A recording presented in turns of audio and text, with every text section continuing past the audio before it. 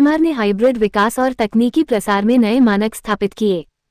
भारतीय कृषि अनुसंधान परिषद, भारतीय मक्का अनुसंधान संस्थान आईसीएआर आईआईएमआर लुधियाना ने अपना 12वां स्थापना दिवस बड़े उत्साह के साथ मनाया। इस अवसर पर हाइब्रिड विकास, जलवायु स्मार्ट प्रौद्योगिकियों तथा किसान केंद्रित नवाचारों के क्षेत्र में मक्का अनुसंधान की महत्वपूर्ण प्रगति को रेखांकित किया गया, जो भारत की खाद्य, चारा, पशु आहार और जैव ऊर्जा सुरक्षा में योगदान दे रही है। इस अवसर पर डॉक्टर एच.एस. जाट, निदेशक आईसीएआर आईआईएमआर लुधियाना ने भारत में मक्का उत्पादन और उत्पादकता बढ़ाने के उद्देश्य से संस्थान की प्रमुख उपलब्धियों की जानकारी दी। उन्होंने बताया कि पिछले एक वर्ष में आईसीएआर आईआईएमआर संस्थान द्वारा 14 हाइब्रिड विकसित किए गए। संस्थान की 5 तकनीकियों को आईसीएआर द्वारा पैकेज ऑफ प्रैक्टिस के रूप में प्रमाणित किया गया। वर्ष 2025 में 15 बीज उद्योगों के साथ 10 हाइब्रिड के व्यावसायीकरण, कुल 23 एमओयू से संस्थान को 1.15 करोड़ रुपये का राजस्व प्राप्त हुआ। संस्थान देश के 80 जिलों में डिस्टिलरी के आसपास मक्का उत्पादकता को बढ़ाने हेतु मक्का आधारित इकोसिस्टम के विकास एवं सुदृढ़ीकरण पर सक्रिय रूप से कार्य कर रहा है। पिछले 5 वर्षों में राष्ट्रीय बीज इंडेंट में आईआईएमआर हाइब्रिड की लगभग 40% हिस्सेदारी रही है। संस्थान ने 350 से अधिक क्षमता विकास कार्यक्रम आयोजित किए, जिनसे 15,000 से अधिक किसानों को लाभ हुआ। साथ ही 4,000 हेक्टेयर से अधिक क्षेत्र में फ्रंटलाइन प्रदर्शन तथा 3,000 एकड़ से अधिक क्षेत्र में कृषि नवाचार प्लेटफॉर्म से डेमो आयोजित कर उन्नत मक्का तकनीकों के प्रसार को बढ़ावा दिया गया। आईसीएआर आईआईएमआर ने राष्ट्रीय एवं अंतर्राष्ट्रीय सहयोग को भी सुदृढ़ किया, बाह्य वित्त पोषित परियोजनाएं प्राप्त की तथा अनुसंधान अवसंरचना को उन्नत किया, जिसमें 2 आधुनिक ग्लास हाउस, 4 नेट हाउस सुविधाएं और उन्नत क्वारंटीन प्रणाली शामिल हैं। अक्टूबर 2025 में नवनिर्मित लैब सह ऑफिस भवन का उद्घाटन एवं राष्ट्र को समर्पण माननीय कृषि एवं किसान कल्याण मंत्री श्री शिवराज सिंह चौहान द्वारा किया गया। कार्यक्रम के मुख्य अतिथि डॉक्टर एस.एस. गोसल, कुलपति पीएयू लुधियाना ने हाइब्रिड विकास, जलवायु स्मार्ट कृषि और किसान क्षमता निर्माण में आईसीएआर आईआईएमआर की अग्रणी भूमिका की सराहना की तथा मक्का बीज उत्पादन में पंजाब के बढ़ते योगदान को भी रेखांकित किया। स्थापना दिवस व्याख्यान डॉक्टर साइन दास, पूर्व निदेशक आईसीएआर आईआईएमआर द्वारा दिया गया, जिसमें उन्होंने भारत में मक्का अनुसंधान के विकासक्रम और सतत तीव्रीकरण व जलवायु सहनशीलता के भविष्य के अवसरों पर चर्चा की तथा मक्का अनुसंधान के उज्ज्वल भविष्य पर बल दिया। विशिष्ट अतिथि डॉक्टर ए.के. मेहता, पूर्व एडीजी आईसीएआर ने अनुसंधान प्रसार समन्वय, नीतिगत सहयोग और रणनीतिक योजना को मजबूत करने पर अपने विचार साझा किए। विशिष्ट अतिथि डॉक्टर नचिकेत कोटवालीवाले, निदेशक आईसीएआर सिफेट तथा श्री सरबजीत सिंह, प्रबंध निदेशक Dashmesh mechanical works private limited Ludhiana ने मक्का मूल्य श्रृंखला को सुदृढ़ करने हेतु यंत्रीकरण, उद्योग सहयोग और कटाई पश्चात नवाचारों के महत्व पर जोर दिया। इस समारोह ने भारत में मक्का अनुसंधान को आगे बढ़ाने, किसानों को सशक्त बनाने और सतत कृषि विकास को प्रोत्साहित करने के प्रति आईसीएआर आईआईएमआर की प्रतिबद्धता को पुनः स्थापित किया।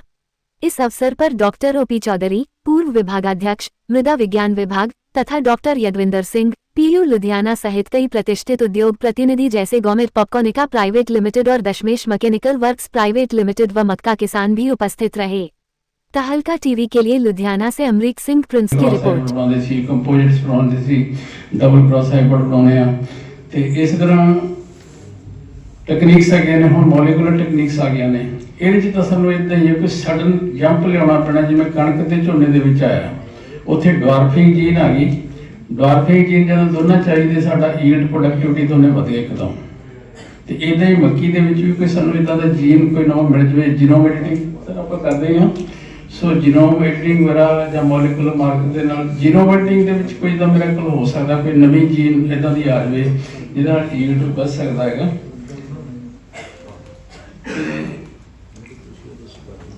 बाकी इंटरक्रॉपिंग ते भी सानू जोर लाना। असी जो खरीफ मक्की असी खुद लाते रहे हाँ, असी मक्की दे विच कंगणी बीजते हुंदे सी। मिलट है, आप मिलट दे नाल जोर दे रहे हैं। खरीफ मक्की दे विच असी नाल मिलट कंगणी विच बीजदे सी, दोनों फसल हो जांदे सी। सो इदां असी मां बीज लैंदे सी, मूंगी बीज लैंदे सी। सो जो आप डबल ये करांगे ना इंटरक्रॉपिंग, तो थोड़ा जिहा किसान नूं शायद एडिशनल बेनिफिट मिल जाए। उधर भी आप दोनों इकोनॉमिक भी देखना चाहिए। दूजा शॉर्ट ड्यूरेशन बेज भी जो हो सके, क्योंकि पंजाब में हुण 4-4 फसलां भी लैण लग गए लोग। सब्जियां इन्हें लाते हैं, 4-4 फसलां देंदे ने। सो कोई शॉर्ट ड्यूरेशन आ जाण तो किते फिट हो जाएगी हो रही है, तो वह भी सानू इदां दा काम करना चाहिए। सो चैलेंज भी है, ਓਪਰਚੁਨਿਟੀ ਵੀ ਬਹੁਤ ਨੇ ਤੇ ਆਪਾਂ ਇਕੱਠੇ ਹੋ ਕੇ ਕੰਮ ਕਰੀਏ। ਤੇ ਵੈਸੇ ਵੀ ਜਿਵੇਂ ਪੀਏ ਉਸੇ ਇਹ ਹੈਗਾ ਸੀ ਕਾਫੀ ਇੱਕ ਦੂਜੇ ਨਾਲ ਕੋਲੈਬੋਰੇਟ ਕਰ ਰਹੇ ਹਾਂ। ਸੋ ਸਾਰਿਆਂ ਨੂੰ ਬਹੁਤ ਬਹੁਤ ਵਧਾਈ ਹੈ।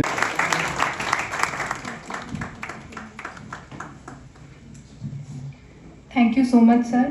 ਪੰਜਾਬੀ ਖੇਤੀਬਾੜੀ ਯੂਨੀਵਰਸਿਟੀ ਨੇ ਹਮੇਸ਼ਾ ਹੀ ਵੱਡੇ ਭਰਾ ਦੀ ਤਰ੍ਹਾਂ ਕੰਮ ਕੀਤਾ ਤੇ IMR ਦੀ ਬੁਨਿਆਦ ਰੱਖਣ ਵਿੱਚ ਆਪਣਾ ਸਹਿਯੋਗ ਦਿੱਤਾ ਹੈ। ਅਸੀਂ ਦਿਲੋਂ ਸ਼ੁਕਰੀਆ ਅਦਾ ਕਰਦੇ ਹਾਂ doctor Gosal PAU vice chancellor, ਜਿਨ੍ਹਾਂ ਦੀ ਲੀਡਰਸ਼ਿਪ ਨੇ ਇਸ ਸਫ਼ਰ ਨੂੰ ਮੁਮਕਿਨ ਬਣਾਇਆ। ਅਸੀਂ ਧੰਨਵਾਦੀ ਹਾਂ ਕਿ ਤੁਸੀਂ ਸਾਨੂੰ ਪੰਜਾਬ ਦੀ ਖੇਤੀਬਾੜੀ ਵਿੱਚ ਮੱਕੀ ਦੀ ਬਦਲਦੀ ਭੂਮਿਕਾ ਦੇ ਵਿਚਾਰ ਸਮਝਾਏ, ਸਾਂਝੇ ਕੀਤੇ ਤੇ ਸਾਨੂੰ ਇਸ ਨਾਲ ਜੁੜੀਆਂ ਦਿੱਕਤਾਂ ਬਾਰੇ ਵੀ ਰੂਬਰੂ ਕਰਾਇਆ। ਅਸੀਂ ਆਉਣ ਵਾਲੀ ਆਪਣੀ ਰਿਸਰਚ ਪ੍ਰੋਗਰਾਮ 'ਚ ਕੋਸ਼ਿਸ਼ ਕਰਾਂਗੇ ਤੁਹਾਡੇ ਦਿੱਤੇ ਸੁਝਾਅ ਅਸੀਂ ਉਹਨਾਂ ਨੂੰ ਇੰਪਲੀਮੈਂਟ ਕਰੀਏ ਤੇ ਸ਼ੁਰੂ ਤੋਂ ਜਿੱਦਾਂ ਆਪਾਂ ਐਸੋਸੀਏਟ ਹੋ ਕੇ ਕੰਮ ਕਰ ਰਹੇ ਹਾਂ PAU ਨਾਲ, ਆਪਾਂ ਇਦਾਂ ਹੀ ਐਸੋਸੀਏਟਡ ਰਹੀਏ। Thank you sir. So as there is a little bit our vice chancellor is busy today, now we want to felicitate और प्रेस में न्यूज में मेरे से बात हुई, मैंने कहा ये सब ट्रेडर्स गेम है ताकि प्राइस ही डाउन हो जाए और फार्मर अपने आप हमको 1400-1500 रुपए दे। दिस वाज गेम और कुछ नहीं परचेज हुआ। आज भी न्यूज में है एग्रीकल्चर मिनिस्ट्री की दैट हम फार्मर के इंटरेस्ट के लिए मक्का नहीं खरीदेंगे। क्यों? ये जिनकी गवर्नमेंट है वो GM क्रॉप अलाई की नहीं करते हैं तो GM DDS कैसे आएगा? They have already said that we will not take anything which has GM effect. और किसी ने कह दिया भाई वो नॉलेज ऐसी है भाई, जब वो DDS बनता है ना उसका GM का इफेक्ट ही खत्म हो जाता है, इरेज हो जाता है। लेकिन ऐसी बात नहीं है। हमने किसानों को जो ट्रेडर थे ऐसे शोर मचा करके किया है, लेकिन फिर भी इस बार भी 10% एरिया आपका विंटर में बढ़ गया है। अगर किसानों को नुकसान होता तो क्यों एरिया बढ़ता? इस बार 1.2 मिलियन हेक्टेयर खरीफ में बढ़ा है। अगर किसानों को नुकसान तो क्यों बढ़ता? चलो मानते हैं विंटर में क्यों एरिया बढ़ता, और स्प्रिंग के अंदर इतना एरिया बढ़ रहा है। डेली हमको रिक्वेस्ट सीट दिलवा दो जी, सीट दिलवा दो, सीट दिलवा दो। कुछ नहीं है, मेज का एरिया बढ़ेगा। जो doctor HH Jat, thank you very much that target set 50 ton इस बार होगा। ड्यूटी फ्री कर देंगे। भाई जो ट्रांसपोर्ट का है वो क्या है, लोडिंग अनलोडिंग का क्या है और कब आएगी वो? फार्मर को चाहे क्रॉप है चाहे मशीनरी है, सभी का अटैचमेंट फार्मर के साथ है। अगर हम उसको छोड़ नहीं सकते तो he is actual guide for us also. तो हमें उसको सेंट्रलाइज में रखना ही पड़ेगा। उसका पॉइंट ऑफ व्यू क्या है हम हमेशा कंसिडर करते हैं। अगर वो देखते हैं तो हमारी एसोसिएशन भी यही काम करती है। फार्मर की क्या रिक्वायरमेंट है तो काफी क्या फार्मर हमें पहले बताते हैं, गवर्नमेंट बाद में बताती है हमें करना क्या है। तो हम एज ए एसोसिएशन हम कोशिश करते हैं जो गैप है, ठीक है, फार्मर और इंडस्ट्री का या इंडस्ट्री से लेके सेंट्रल गवर्नमेंट्स का, हम उसको कम करते हैं। तो रिक्वायरमेंट डॉक्टर साईदास मेरे पुराने साथी, हम किसी समय भी इकट्ठे काम करते थे लेकिन अलग अलग ड्यूटियां थी।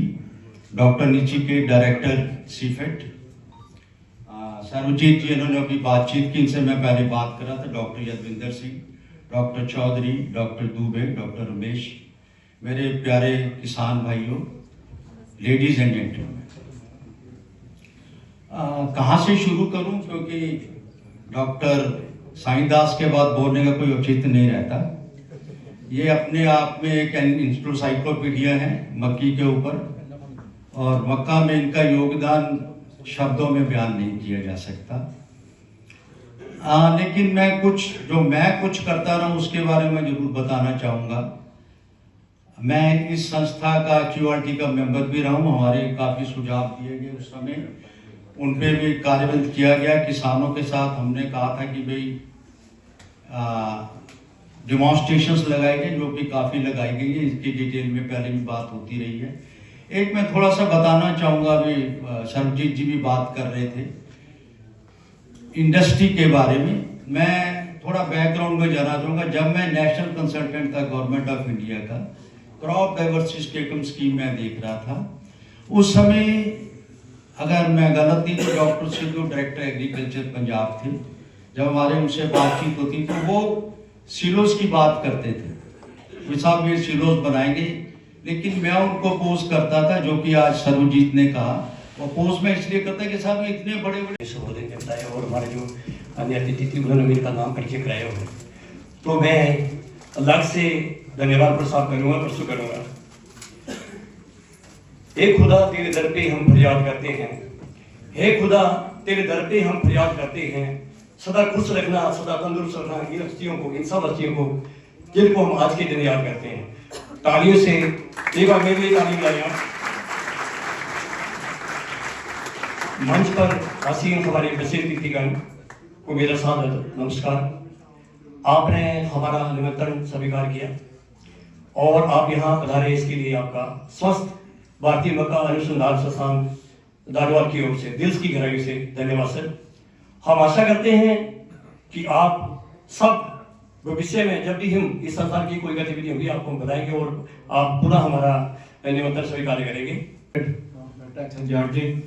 दास जी, अशोक जी, thank you for giving the opportunity to share some information and experience with all. Dr. Mehta, Dr. Jat, Sri Sarabjit Singh ji, Sri Katok ji, in the audience, the eminent personalities, Dr. Yadvinder Singh, Dr. Chaudhary, all the senior people from Indian Institute of Maize Research, all the stakeholders, all the scientists, all the staff. First of all, let me congratulate you on your 12th anniversary of your foundation.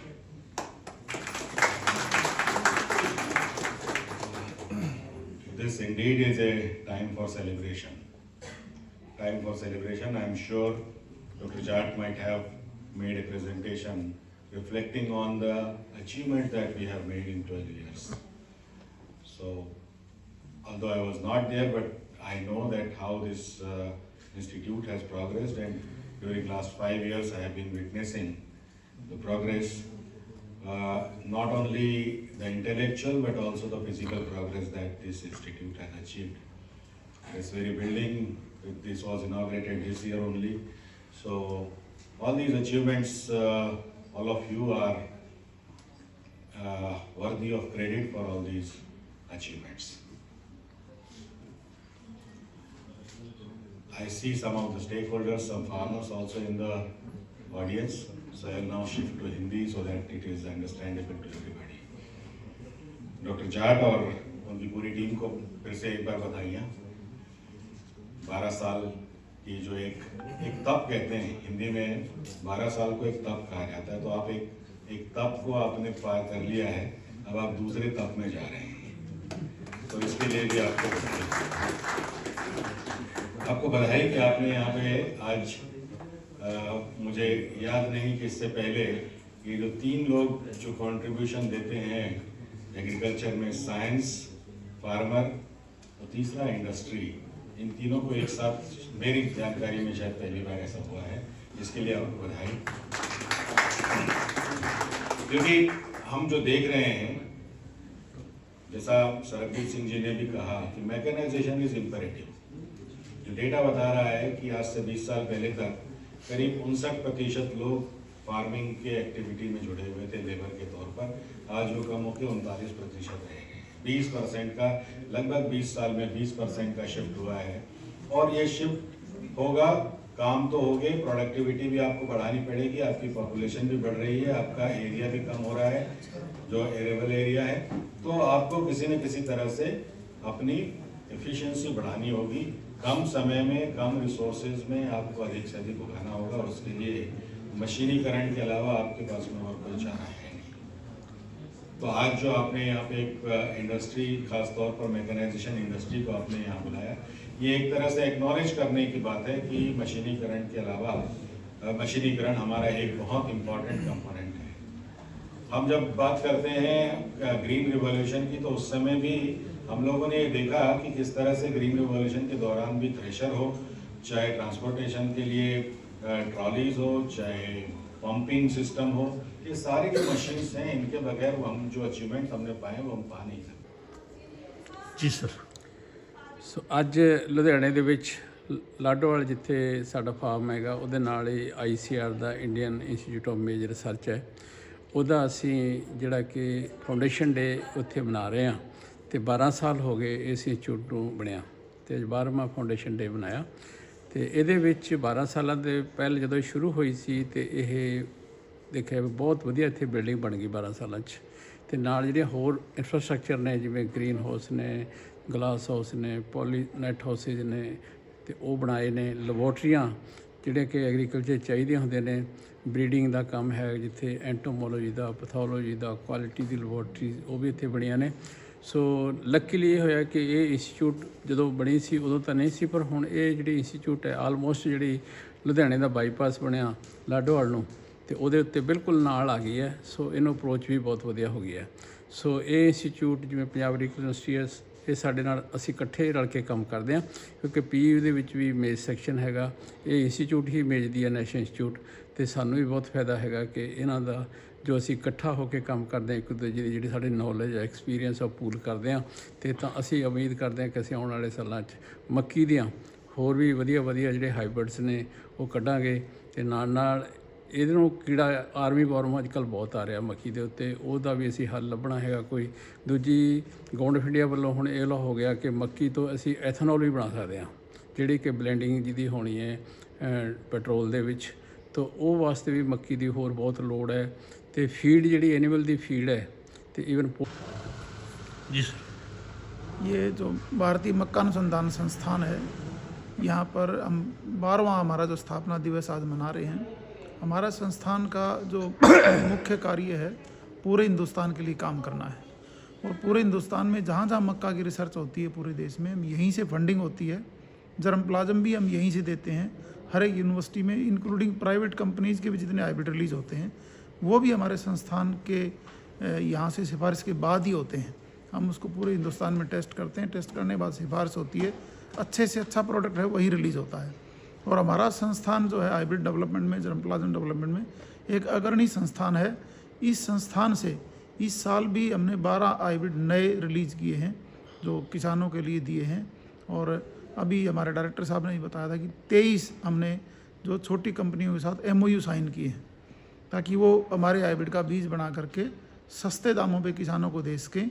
ऐसे हमने 23 companies के साथ पिछले 1 साल में हमने MOU sign किए और हमारे हाइब्रिड जो है बहुत अच्छा काम कर रहे हैं हमारे किसानों के खेतों पे। और जब से ये हमारे भारत सरकार ने पॉलिसी बनाई है एथेनॉल की ब्लेंडिंग की, तो एथेनॉल में जब मक्की का समायोजन हुआ है तब से मक्का की डिमांड देश में बहुत ज़्यादा बढ़ी है।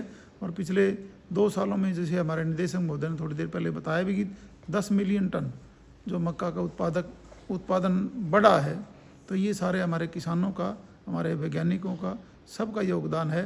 और ऐसे ही हम निरंतर इस पथ पे आगे बढ़ते रहें, हमारी ये कामना है ताकि हमारे किसानों का हम किसी तरह से भला कर सकें, उनकी इनकम को कुछ बढ़ा। जी सर, मक्का के बारे में क्या कहना चाहेंगे आप? देखिए, मक्का तो अब हिंदुस्तान के भविष्य की क्रॉप है। पहले जो पंजाब, हरियाणा, हिमाचल इधर होती थी और गायब हो गई राइस के आने से, और इधर चली गई दक्षिण भारत में या ईस्टर्न इंडिया में या पश्चिम भारत में। अब क्योंकि हमारा पानी का स्तर बहुत नीचे जा रहा है, पावर बहुत ज़रूरत पड़ती है, 70% हमारा पानी बचता है, 90% हमारी पावर बचती है। अगर हम राइस से मक्का को रिप्लेस करें जिससे कि हमारी ज़मीन अच्छी रहेगी, वातावरण अच्छा रहेगा, हमारा जो पानी का स्तर नीचे जा रहा है वो रिचार्जिंग स्टार्ट हो जाएगी। तब आने वाली जनरेशन के लिए हम ज़मीन, पानी और हवा अपने उनको अच्छा देंगे ताकि वो याद रखेंगे कि हमारे बुज़ुर्गों ने हमारे को स्वस्थ हालत में ज़मीन दी, ताकि फूड सिक्योरिटी जो इशू है वो भी एड्रेस होता रहेगा। मक्का एक ऐसी फसल है जो हर जीव के लिए चाहिए, इंसान के लिए चाहिए, विज्ञान के लिए चाहिए और हवान के लिए चाहिए और आसमान के लिए भी चाहिए। और इसके कारण हम मक्का को जो इसके डाइवर्सिफिकेशन बहुत है, आप कभी लगा लो, फूड मक्का पोल्ट्री फीड में जा रहा है, लाइव स्टॉक में जा रहा है, स्वीट कॉर्न है आप खा रहे हैं, पॉपकॉर्न आप भुने हुए दाने हमारा शहरों के अंदर जो है ना लोग बहुत जा रहे हैं। एजुकेशन बढ़ रही है, अवेयरनेस बढ़ रही है, अवेकनेस बढ़ रही है, जिसके कारण baby corn, sweet corn, popcorn की डिमांड भी बढ़ती जा रही है। और मक्का एक ऐसी फसल है इसमें कितने वो बनते हैं, वैल्यू एडिशन बहुत है इसका। आपका दलिया बनता है, आपका आटे की रोटी बन रही है, आप स्टार से दवाइयाँ के रूप में जा रहे हैं, कोल्ड ड्रिंक कितनी बन रही है, अल्कोहल, इलीगल इंडस्ट्री सब में फ़ायदा हो रहा है। आज की डेट में लाइव स्टॉक इंडस्ट्री का बहुत प्रमोशन है, साइलेज का बहुत चलन पड़ गया है। और साइलेज की बेल बन के ऐसे एरिया में जाएगी जहाँ पर फ्लड आते हैं, वहाँ पर भेज करके हमने जानवरों को अच्छा चारा खिलाते हैं, ताकि हमारी मिल्क प्रोडक्शन, जो कि हिंदुस्तान आज नंबर 1 है वर्ल्ड के अंदर मिल्क का, उसकी प्रोडक्टिविटी बढ़ती रहे और कंटिन्यू रहे और मिल्क का स्टेटस बराबर रहे। पीछे काफ़ी साल पहले मक्का काफ़ी पीछे जा रहा था। वो जा रहा था, उसका कारण ये था कि मक्का मैकेनाइज नहीं था। प्रोक्योरमेंट पॉलिसी जो गवर्नमेंट की pro to the wheat rice थी। अब क्या है, इथेनॉल इंडस्ट्री आई है, डिमांड हमारा मक्का का बढ़ गया है। पहली बात, अब जबकि अच्छे से हमारे हाइब्रिड आ गए हैं, अच्छे हाइब्रिड से उनकी प्रोडक्टिविटी बहुत हाई है। और पर डे प्रोडक्टिविटी देखा जाए तो हमारी पर डे प्रोडक्टिविटी यूएसए के बराबर है, कम नहीं है। हमारा जो सीज़न है, अब अलग अलग सीज़न के अंदर हमारे पास अलग अलग टाइप के हाइब्रिड भी हैं और अलग अलग विंडो के लिए हाइब्रिड भी हैं।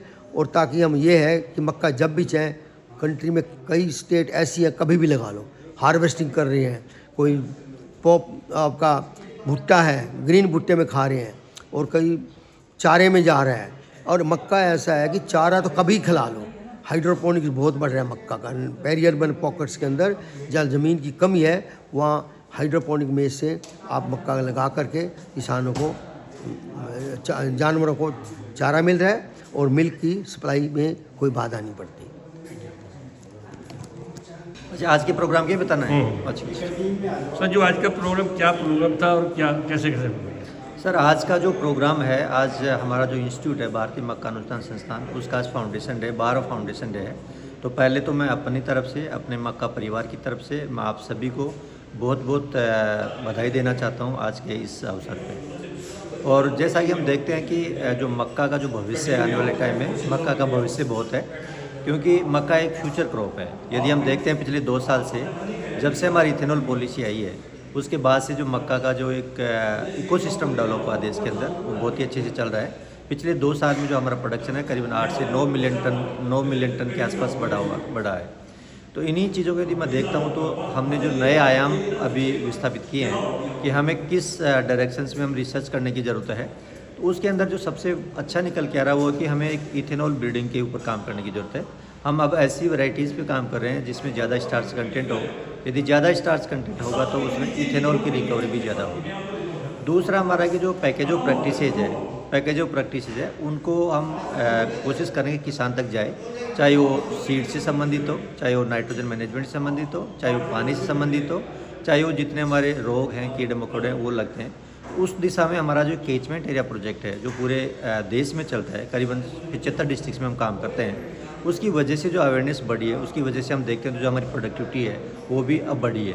हमारी जो प्रोडक्टिविटी है आज के करीबन 3.7-3.8 टन प्रति हेक्टेयर के आसपास है। और मैं उम्मीद करता हूँ कि जो हमारी प्रोडक्टिविटी है 2030 तक ये 5 टन को क्रॉस कर जाएगी। तो जो हमारा मुख्य मकसद है कि 2030 तक हमें 70 मिलियन टन मक्का पैदा करनी है। यदि हम 70 मिलियन टन मक्का पैदा कर पाते हैं तो हमारी जो ज़रूरतें हैं, चाहे इथेनॉल की ज़रूरत हो, चाहे पोल्ट्री फीड की ज़रूरत हो, एनिमल की ज़रूरत हो, ह्यूमन फूड के लिए ज़रूरत हो, वैक्सीन आपकी जो स्टार्च के लिए ज़रूरत हो, वो सभी ज़रूरतें पूरा कर सकेंगे हम। हमारा जो दूसरा है कि जो हमारे जो प्रधानमंत्री नरेंद्र मोदी जी का जो सपना है कि हमारा देश 2047 तक विकसित देश बने, हमारा देश आत्मनिर्भर बने, उस कड़ी में हम बहुत काम कर रहे हैं। और हमें उम्मीद है कि जितनी ज़रूरत होगी देश में मक्का की, उसको पूरा करने के लिए हम प्रयासरत हैं और आगे हम प्रयासरत रहें।